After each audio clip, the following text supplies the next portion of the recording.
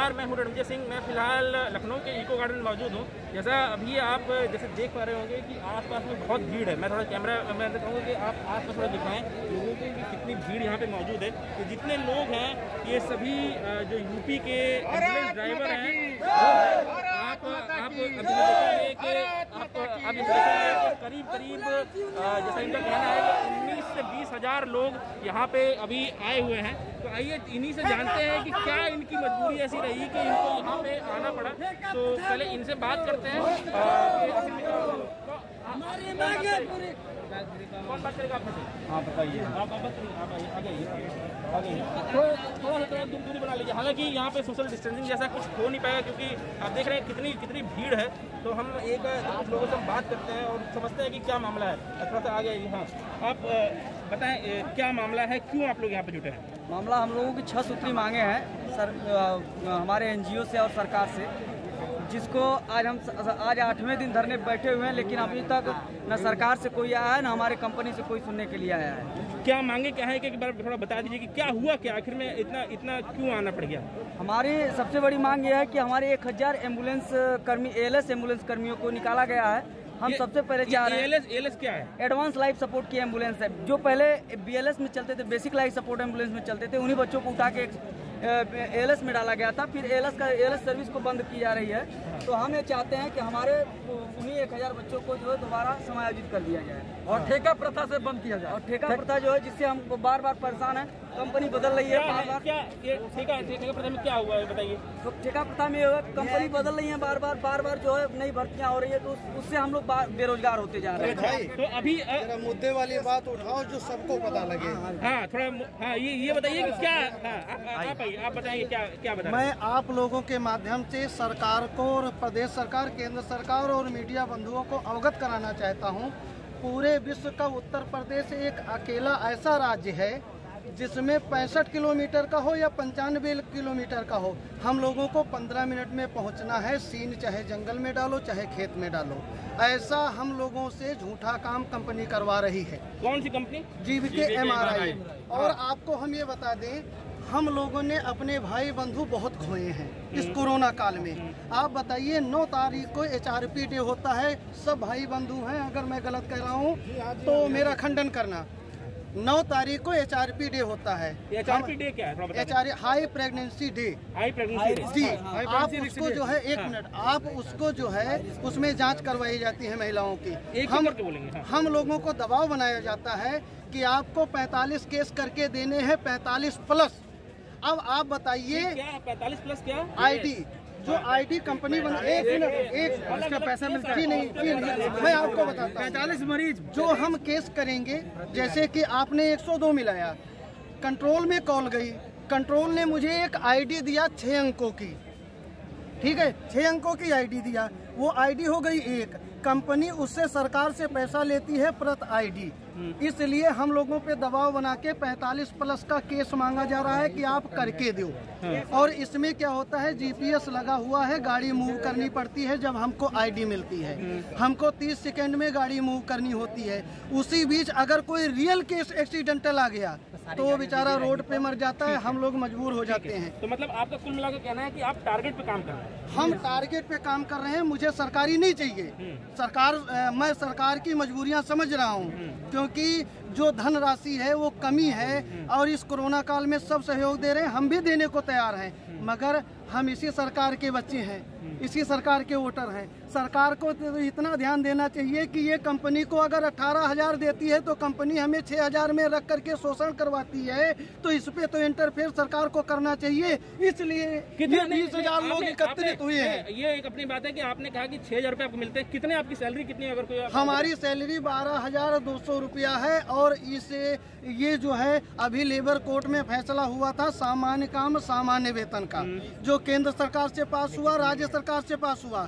जिस कंपनी ने labour court में कमिश्नर साहब के सामने भी कहा हम देंगे, उसके बाद इस फैसले को 1 साल पूरा होने वाला है, इसमें 2 साल और उसके बाद लगातार हम लोगों की यही मांग रही है, मगर कंपनी की इतनी तानाशाही है कि और हमें ये अफसोस हो रहा है कि इतनी तानाशाही कंपनी कर रही है, इसके बाद भी सरकार इंटरफेयर नहीं कर रही है। ऐसा क्यों? सरकार हम लोगों को इच्छा मृत्यु दे। तो 12,500 को मिल जाता है, 12,200 रुपया, वो भी 3-3, 4-4 महीने लेट, और उसमें भी कटते हैं कि आप लोगों का टायर पंचर हुआ है, आप लोग 40,000 रुपया आपका टायर गायब हो गया है, काटो 3,000 इनके, मोबाइल में स्क्रैच आ गया है, काटो 3,000 इनके, ठीक है। और कभी कभी 3-3 महीने की सैलरी गायब हो जाती है। और अगर किसी अधिकारी के सामने अपनी जुबान उठाओ, उसको उठा करके फेंक दिया जाता है, या तो टर्मिनेट किया जाता है या तो 1100 किलोमीटर पे फेंक दिया जाता है। ठीक है, ठीक है। ये अभी नहीं, क्या बता रहे हैं आप? तेल की टंकी आधी हो जाती है, तेल की टंकी, हाँ, जो मेन मुद्दा है। सरकार कह रही है मरीजों को पूरी फैसिलिटी दो, गाड़ी में एसी चला रखा है, एसी लगा रखा है कि एसी चला के लाओ।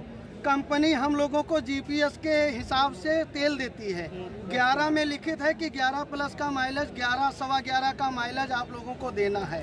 कंपनी ऊपर से पैसा डालती है 14 प्लस का, 14 प्लस का माइलेज डालती है, उसी में टंकी खाली हो जाती है। हमारे MEPM जो इमरजेंसी जो देखते हैं जिले पे, वो लोग हम लोगों पे दबाव बना के जेब से पैसा डलवाते हैं, डीजल डलवाते हैं। और अगर वो कहते हैं अगर आप लोगों ने एसी चला दिया, उसकी जिम्मेदारी आपकी होएगी, टंकी खाली होएगी, तेल आपको भरना होएगा। तो हाँ, क्या बता रहे हैं? आ गई क्या बता रहे हैं? क्या बता रहे हैं? नाम बताइए पहले। रामगोपाल यादव, बहराइच से। यहाँ होता है कि पर डे जब फ्यूल करवाने जाते हैं तो 102, 108 की गाड़ियों में, 108 की गाड़ी में जाता होता है कि 20 किलोमीटर 25 किलोमीटर का फॉल्ट आता है, उसका पैसा कभी आता ही नहीं है। 102 की गाड़ियों में कम से कम मिनिमम 5 किलोमीटर से लेकर 15 किलोमीटर तक फॉल्ट आ गया, पर डे आता है। हर फ्यूल पे पर डे फ्यूल में आता है 5 किलोमीटर, 10 किलोमीटर, 12 किलोमीटर, 15 किलोमीटर, उसका पैसा कभी नहीं आना है। आप खुद मैनेज करिए। अभी हमें समझ पाया, एक तो आपकी सैलरी की दिक्कत है, एक तो आपको टारगेट दिया जा रहा है, वो आपकी दिक्कतें हैं। इसके अलावा क्या हुआ ऐसा कि अभी आपको जुटना पड़ेगा? क्योंकि ये तो मान ली दिक्कतें लगातार आ रही थी, अभी क्या ऐसा हुआ कि जो ये जैसा कि मैंने खबरों पढ़ा कि ये ठेका किसी और को दिया गया कंपनी को, उसके बाद ऐसा क्या हुआ कि आप लोग को इतनी भारी संख्या में यहाँ जुटना पड़ गया? ये शायद मेरे जहाँ तक संज्ञान में है कि पहली बार ऐसा हो रहा है कि इतनी भारी संख्या में आप जुटे हैं। क्यों नहीं? मैं सही हूँ या गलत हूँ? हमारी गाड़ियाँ 3 तरह की गाड़ियाँ चलाती है, एक ALS, BLS और एक ALS। उन लोगों के लिए निकाल दिया गया कंपनी ने, और जो भी कर्मचारी थे हमारे वो 108, 102 में से रखे गए थे, उनका फिर उनके लिए ALS की ट्रेनिंग कराई। फिर उसके बाद कहती है कि मैंने तो ठेका दूसरी कंपनी को दे दिया, गवर्नमेंट को फायदा न हुआ। उसके बाद ZL कहती है हम तो रखेंगे नहीं, और वो वैसे ही ब्लैक लिस्टेड कंपनी है, CBI बैठी हुई है राजस्थान में, और वो कहती है हम 10,700 देंगे, और हमारे कर्मचारी, हमारे जो साथी थे, उनको बाहर कर दिया गया। आपको 12,200 मिल रहा था, नई कंपनी कह रही है कि हम जिनको नहीं सर, एक AMT होता है, एक पायलट होता है, 12,200 पायलट के, 12,725 AMT को मिलता है। मतलब कुल मिला के उसको भी जो नई जो कंपनी थी उसने कम कर दिया, और ये भी कहा कि हम बहुत लिमिटेड लोगों को रखेंगे। उसके लिए कुछ ऐसा भी है कि कुछ डिमांड भी की जा रही है कि आप अपना। हाँ सर, वो कहते हैं कि पुराने जो हमारे जो है पहले जो ALS वाले थे उनके लिए नहीं ले रही है, उनका समायोजन नहीं कर रही थी। फिर उसके बाद समायोजन के लिए मांग रखी गई। उसके बाद ये हुआ कि 20,000 रुपए देकर उसने भर्ती करना स्टार्ट किया, कर्मचारियों को 20,000 ले रही है। जैसे देख पा रहे होंगे कि तमाम लोग एक और पॉइंट है, एक और पॉइंट है कि ये अभी जैसे मान लीजिए कि जैसे इससे पहले तो कभी ऐसा हुआ नहीं, मैं मतलब लगातार हम भी देख रहे हैं। आप लोग कितने साल से काम कर रहे हैं? मेरी ज्वाइनिंग है 2012 की। उससे लेकर अभी तक ऐसा तो नहीं कभी आपने देखा कि इतनी भारी संख्या में जो जी नहीं, तो अब अति हो गई है, सर से पानी ऊपर हो गया है, और ये सरकार को इतना चूना लगा रही है बाहर की कंपनी, और सरकार आंख बंद करके बैठी है। हम ये कह रहे हैं हमारे साथ न्याय हो, सरकार अपनी आंखें खोले और इसकी गहराई से जांच कराए। मैं ये वादा करता हूँ, मैं अपने आप को मीडिया के सामने अपने आप को खत्म कर दूंगा अगर इस पे भ्रष्टाचार साबित ना हो। और मैं दावे के साथ कह सकता हूँ पूरे विश्व में सबसे बड़ा घोटाला जीविका MRI ने उत्तर प्रदेश में किया है। ये इनका आरोप है कि ये कंपनी जो है वो भ्रष्टाचार नहीं। तो ये जैसे आप लोग जुटे हैं, तो अभी आगे कहाँ जा रहा है? कहाँ आगे सरकार अपना जो है, सरकार कोई भी इंटरफेयर हम लोगों का हाल पूछने को तैयार नहीं है। जैसे हम लोग पता नहीं कहाँ से आए हों, सरकार कुछ इसमें सरकार दो टूक बोलने को तैयार नहीं है। कंपनी अपनी मनमानी करके हम लोगों से चाबियां लेकर के और private taxi driver without training, केवल एक आदमी, private taxi driver, private auto driver, roadways वालों को, होमगार्ड वालों से गाड़ियां शासन चलवा रहा है। कर्मचारियों की एक ही मांग है, खत्म करो स्टेचर खोलना नहीं आ रहा। टैक्सी ड्राइवर, ट्रक ड्राइवर को भेज दिया और रोड बस के जो कंडक्टर हैं, रोड बस के जो कंडक्टर हैं उनके लिए खुली भर्ती कर दी गई है कि आप लोग जाइए, आप धरना कीजिए, अब उनके माध्यम से गाड़ी चलवाने। तो क्या आप लोगों को ट्रेनिंग मिली थी इसके ड्राइविंग पहले? हम लोगों को ट्रेनिंग मिली थी। सुबह मैं डिस्ट्रिक्ट पीलीभीत से हूँ, प्राथमिक स्वास्थ्य केंद्र गजरौला कला।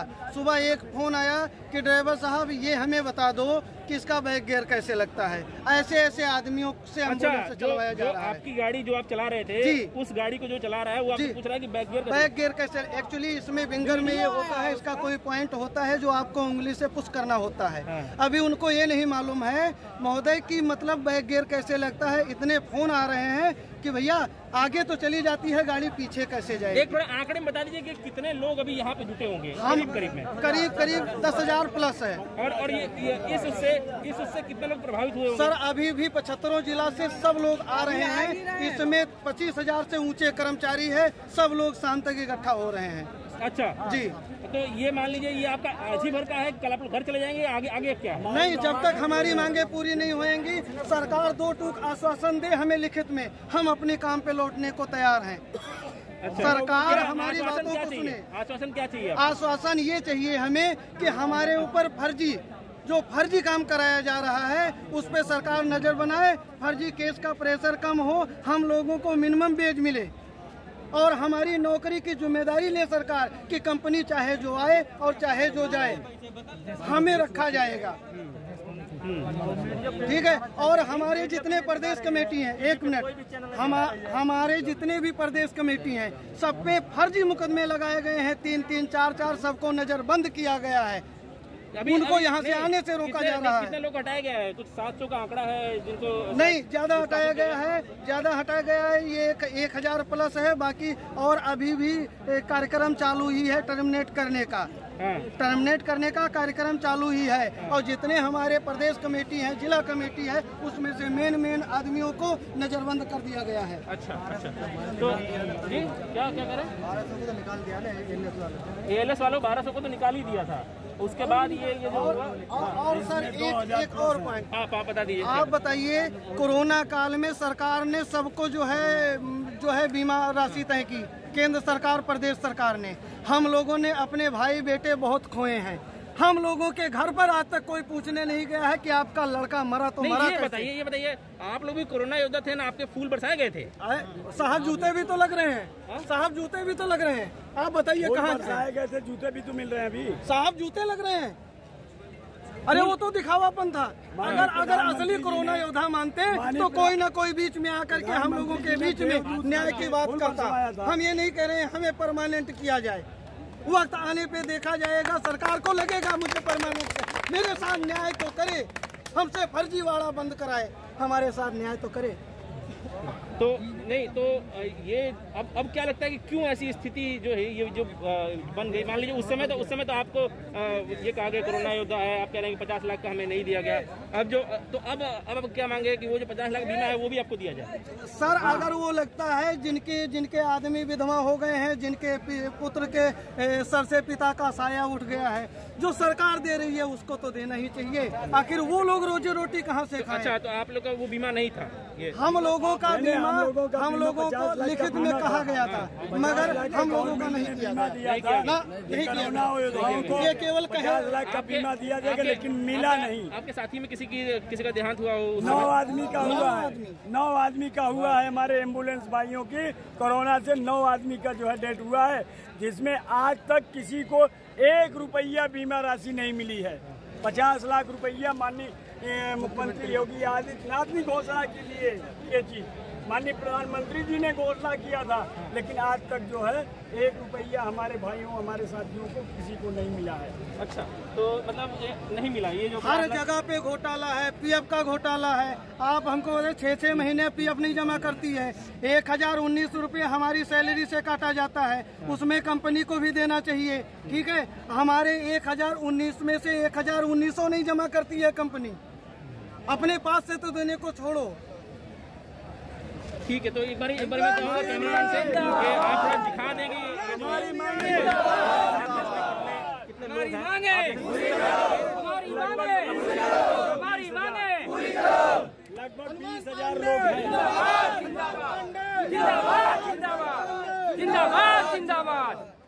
भारत माता की, भारत माता की।